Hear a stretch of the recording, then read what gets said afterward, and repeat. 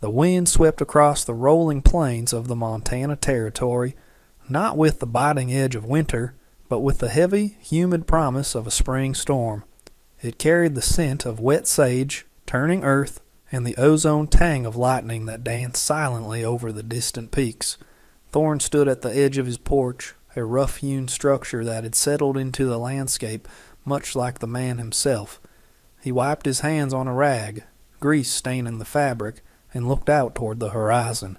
The sky was a bruised tapestry of charcoal and violent violet, threatening a deluge that would turn the hard-packed trails into impassable rivers of gumbo mud.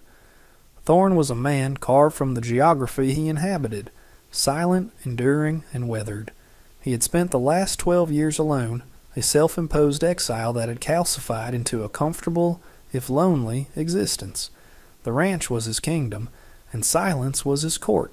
He turned to head inside, intending to secure the shutters before the heavens opened, when a sound disrupted the rhythm of the approaching storm.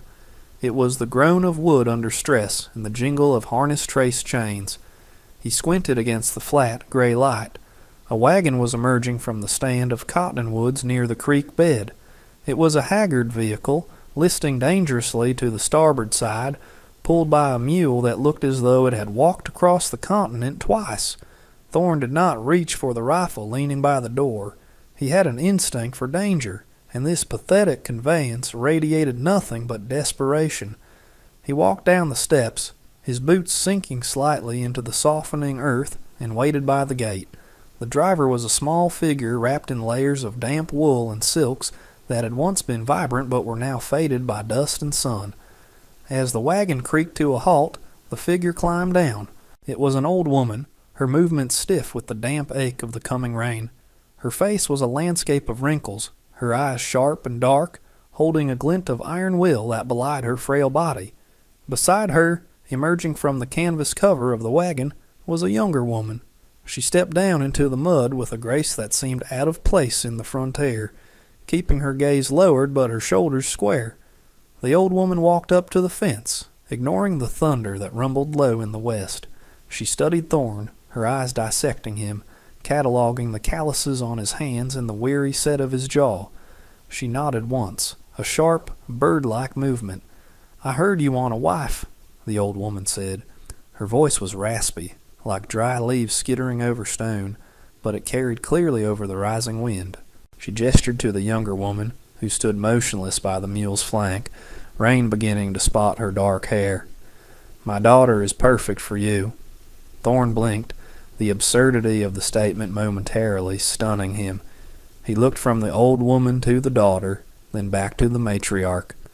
"I didn't ask for a wife," Thorne said, his voice gravelly from days of disuse, "and I don't look for company." The old woman stepped closer, gripping the wet rail of the fence. "Want and need are different things, rancher. The rains are here. The creek will rise by midnight, and the road back is already gone. You have a dry roof. I have a daughter who needs one, and I am out of time." Thorne looked at the sky. She was right about the weather. The bottom was about to drop out, and anyone caught on the trail would be bogged down or washed away. He looked at the daughter again. She raised her eyes, meeting his. There was no pleading there, only a quiet fortitude. She looked like someone who had walked a long, hard road and was ready to stop walking. "Get the mule in the barn," Thorne said, the decision made more by the sky than the offer. "You can wait out the storm." The interior of the cabin was defined by utility. The main room was dominated by a large stone hearth where a fire already snapped, chasing away the damp chill of the spring air. Thorne poured water from a kettle, the steam rising in the dim light. The old woman, who introduced herself as Madame Liang, sat in the armchair nearest the warmth. Her breathing was wet and labored, a rattling sound that spoke of fluid in the lungs and a heart that was tired of beating. The daughter, May, stood near the window, watching the rain begin to sheet down, turning the world outside into a blurred watercolor. Thorne leaned against the heavy oak table, his arms crossed. "This is temporary," Thorne said, his voice low. "Once the road's dry, you move on."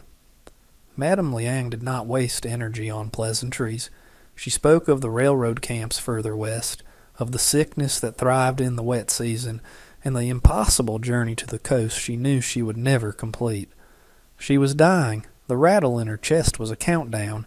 She needed to place May where the girl would not be consumed by the harshness of the territory.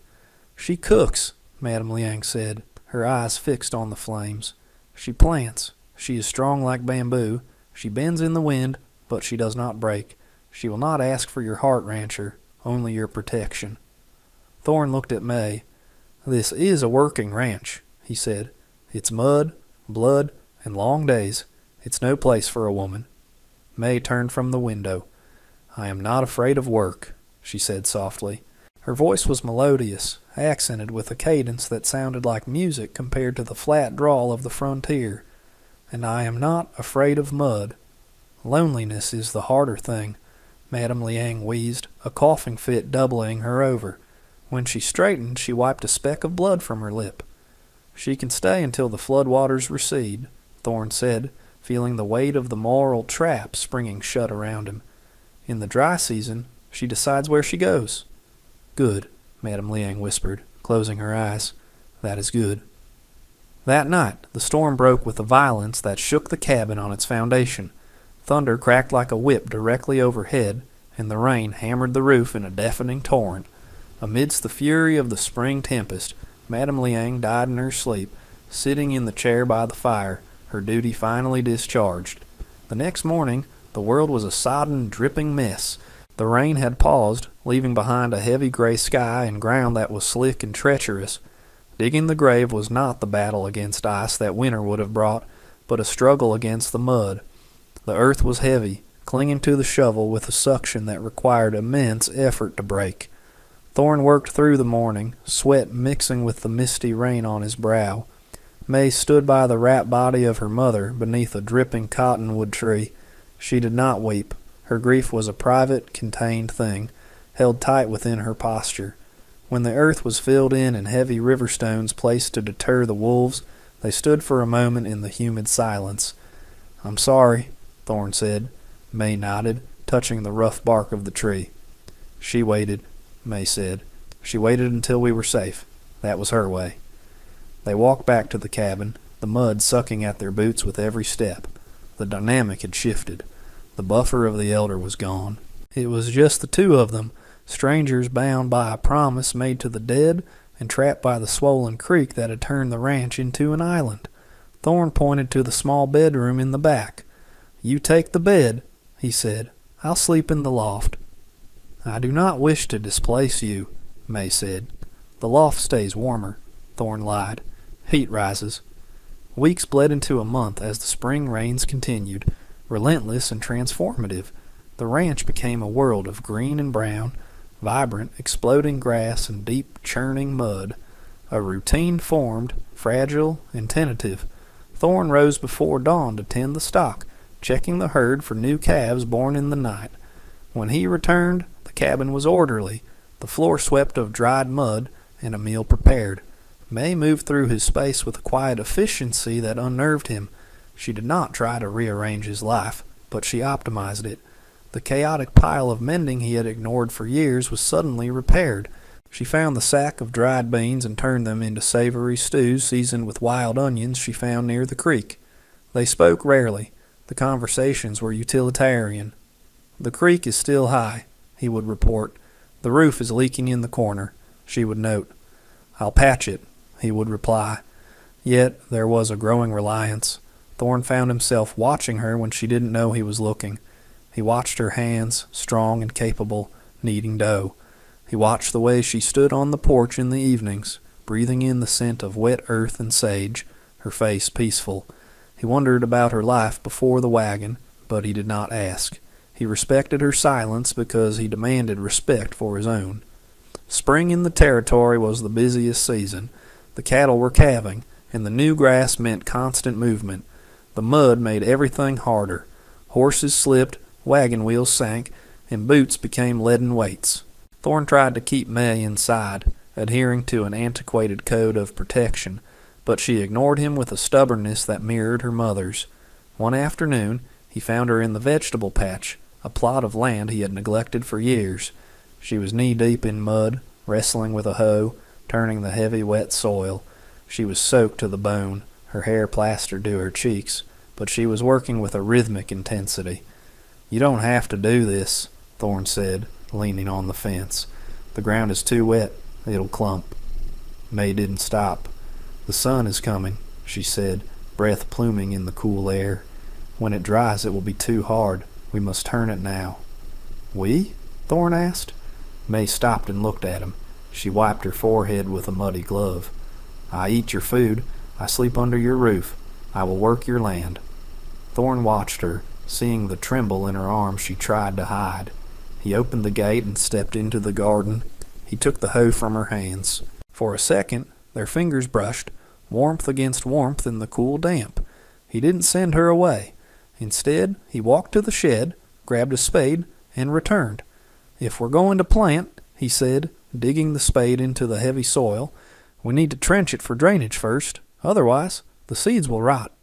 They worked in silence for the rest of the afternoon, turning the dark, rich earth. The physical exertion created a camaraderie that words could not. When they finished, they sat on the porch steps, scraping mud from their boots. Thorne looked at her, seeing not a refugee, but a partner. "You possess a strong back," he said. May smiled, a faint expression that touched her eyes. "My mother said I was bamboo, hard to break." "Bamboo," Thorne mused. "Don't see much of that around here. Mostly sage and pine. They snap if you push 'em too hard. Maybe we need more bamboo." The true test came 2 weeks later. The rains had stopped, but the runoff from the mountains had turned the creek into a raging torrent that threatened to breach the banks near the lower pasture. Thorne was out moving the herd to higher ground, fighting the panicked cattle in the sucking mud. He was riding his roan gelding, pushing a stubborn heifer up the ridge, when the bank beneath the cow gave way. The animal slid into the churning brown water, bellowing in terror. Thorne didn't think. He spurred the horse into the water, swinging his rope. He managed to loop the heifer's neck, but the current was ferocious. It caught the cow, dragging her downstream, and the weight pulled Thorne's horse off balance. The gelding panicked, twisting in the water. Thorne was thrown from the saddle. The cold water hit him like a hammer, stealing his breath. He tumbled in the dark, gritty current, striking his shoulder hard against a submerged log. Pain exploded in his arm, white hot and blinding. He gasped, swallowing water, fighting to find the surface. He managed to grab a willow branch hanging low over the water, hauling himself half onto the muddy bank, gasping for air. His left arm hung uselessly at his side, the shoulder dislocated. He lay there in the mud, the rain starting to fall again, staring up at the gray sky, wondering if he could make it back to the house. Then he felt hands on him. May was there. She had seen the accident from the garden and had run, through the muck to reach him. She was drenched, her face pale with fear, but her hands were steady. "Thorne," she said, gripping his good arm. "Can you stand?" "Shoulders out," he gritted through his teeth. "Can't get leverage." May didn't hesitate. She wedged her small shoulder under his good arm, wrapping her arm around his waist. "Lean on me," she commanded. "I have you." It was a slow, agonizing mile back to the cabin. May, much smaller than him, bore his weight without complaint, her boots finding traction where his failed. She didn't offer empty comforts. She just kept moving, forcing him to match her pace. Inside the cabin, she helped him to the chair by the fire. The pain was a dull, throbbing roar. She cut his wet shirt away, revealing the angry swelling of the joint. "I need to set it," she said, looking at him. "It will hurt." "Do it," Thorne said, bracing himself. She placed her foot against the chair leg and took his arm. She was surprisingly strong, her movements precise. With a sharp tug and a twist, the bone popped back into the socket. Thorne cried out, a raw sound, before slumping back, sweat pouring down his face. May immediately began applying a poultice of arnica and hot towels. Her hands were gentle now, washing the mud from his skin, her touch cool and medicinal. Thorne watched her through half-closed eyes. The barrier of distance he had maintained was gone, washed away in the river. "You shouldn't have come into the water," he rasped. "Dangerous." "You were drowning," she said simply, wringing out a cloth. "I could not let the water take you." "Why?" She paused, looking at him. The firelight cast shadows across her face, highlighting the curve of her cheekbone. "Because you're the only thing in this world that is solid," she said, "and because I'm tired of saying goodbye to people." The emission hung in the room, heavy as the humidity. Thorne reached out with his good hand and took hers. Her skin was rough from the garden work, her nails short. It was the hand of a woman who built things. "I ain't going anywhere," he promised. By late May, the land began to dry. The mud hardened into solid earth. The grass turned a vibrant emerald green, and wildflowers exploded across the valley floor in riots of yellow and purple. The creek receded to a gentle, babbling ribbon of clear water. The road to town was open. Thorne spent his mornings repairing the wagon. He replaced the cracked spokes on the starboard wheel, greased the axles, and mended the torn canvas cover. Every repair felt like a betrayal, a physical manifestation of the promise he had made to a dead woman. In the dry season, she decides. He wanted the wagon to rot. He wanted the wheels to crumble, but he was a man of his word. May came out to the barn around midday, carrying a basket of lunch. She wore a dress she had sewn from fabric he had bought from a peddler weeks ago, a soft blue that matched the spring sky. She watched him tighten the final bolt on the wheel. "It looks strong," she said, setting the basket on a hay bale. Thorne didn't look up. "It'll hold. Get you to the railhead, or the city, wherever you're aiming for." He wiped his hands on a rag, finally meeting her gaze. She wasn't looking at the wagon. She was looking at the hills, where the cattle were grazing peacefully. "The road is clear?" she asked. "Likely," Thorne said. "Another week of sun and it'll be hard as iron." They ate in silence, sitting on the workbench. The air smelled of drying hay and horses. Thorne wanted to ask her where she would go. He wanted to tell her that the city was a cesspool, that the world out there didn't know how to value a woman who could set a bone and trench a garden, but he felt he had no right. "You'll need money," he said abruptly. "I have the cattle money in the tin box for your ticket." May stopped eating. She looked at him, her expression unreadable. "I do not need your money, Thorne. I have my hands." She stood up, brushing crumbs from her skirt. "The wagon looks ready. You're a good mechanic." She turned and walked back to the house, leaving him alone with the smell of grease and the sickening realization that he had just treated the most important person in his life like a business transaction. The week passed in a blur of agonizing normalcy. On the final evening, the cabin was scoured clean. May had packed her small bundle of belongings. She sat by the fire, her hands folded in her lap. Thorne paced the length of the room, the floorboards groaning under his boots. "You should take the gray mare," Thorne said, breaking the silence. "The mule is old. He won't make the journey." May looked up, her eyes reflecting the dying embers. "The mule is mine. The mare is yours." "Take the damn horse, May," Thorne snapped, the anger rising from his grief. "I don't need another mouth to feed." May stood up, her patience fraying. "Why are you angry? You fulfilled your promise. The floods are gone. The road is open. You are free." "Free?" Thorne laughed, a harsh sound. "Is that what this is?" He stopped pacing and faced her. "I got used to the noise," he said, his voice dropping. The noise?" she asked, confused. "We barely speak." "Not that noise," Thorne said, tapping his chest. "The noise of being alone. It's a loud thing. Silence. You made it stop, and now you're bringing it back."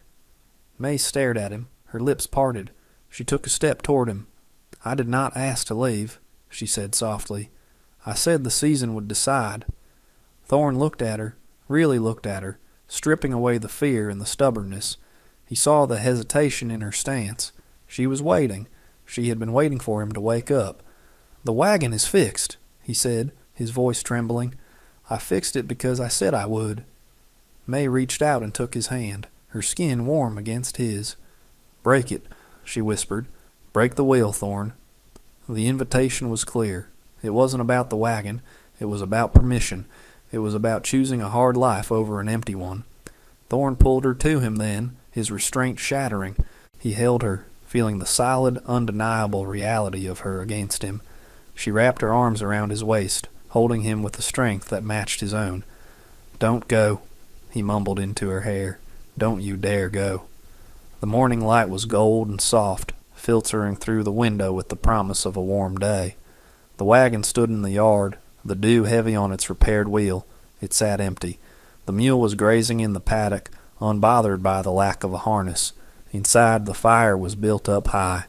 Thorne sat at the table, watching May pour coffee. She moved with a settled, quiet gravity. She placed the cup in front of him, her hand brushing his shoulder as she passed. He caught her hand and brought it to his lips. "I need to weed the garden," she said, looking out the window at the rows of green shoots pushing through the black earth. "The sun is strong today." Thorne nodded, taking a sip of the coffee. "I'll help you," he said, "after I check the fence line." "No," she said firmly. "You fix the fence. I tend the garden. I know what needs to grow." Thorne chuckled, the sound rich and easy. "Yes, ma'am." He stood up, putting his hat on. He walked to the door, then stopped and turned back. She was watching him, standing in the center of the room that was no longer just a shelter, but a home. Thorne looked at the woman who had come to him in a broken wagon and stayed to save him from himself. "I'm glad you came," he said, the words simple and plain. "I'm glad the rain trapped you."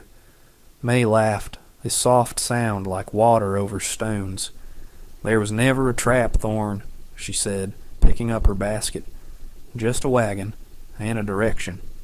He opened the door, letting the fresh spring air rush in, smelling of wildflowers and new beginnings. He stepped out onto the porch, looking at the horizon. The mountains were still there, vast and imposing, but they didn't look like a prison anymore. They looked like a fence line, protecting what was his. He walked down the steps, his boots firm on the dry ground, ready to work, no longer just surviving the silence, but living for the harvest.